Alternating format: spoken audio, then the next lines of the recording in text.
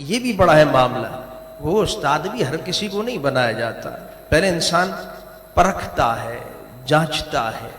جیسے ہم کسی میتھمیٹکس پڑھانے والے کے لیے بچے آج کل اے لیول او لیول میں چنتے ہیں انتخاب، تو وہ اچھا استاد پہلے دیکھیں گے خود میتھمیٹکس پڑھا سکتا ہے حساب، تب تو مجھے سکھائے گا. کہ اس کو خود نہیں آتی تو مجھے کیسے. بزنس کی فیلڈ، بزنس کا سبجیکٹس میں مجھے کیسے نمبر دلوائے گا جب اس کو خود نہیں پتا.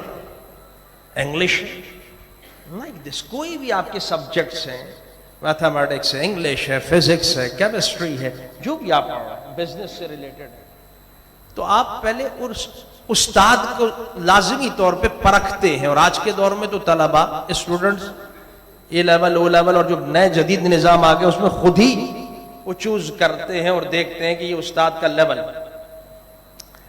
تو اسی طرح علم دین میں بھی جب آپ جا رہے ہوتے ہیں اور جب آپ استاد اس کو، تو خواہ وہ علوم شرعیہ ہو کہ آپ فقہ پڑھ رہے ہیں، حدیث پڑھ رہے ہیں، تفسیر، تو واقعی وہ استاد اس لیول کا ہے کہ جب خود علم رکھتا ہے تو ظاہری بات ہے آپ کو بھی پھر حدیث کی گہرائیاں، فقہ کی گہرائیاں، تفسیر کے نکات.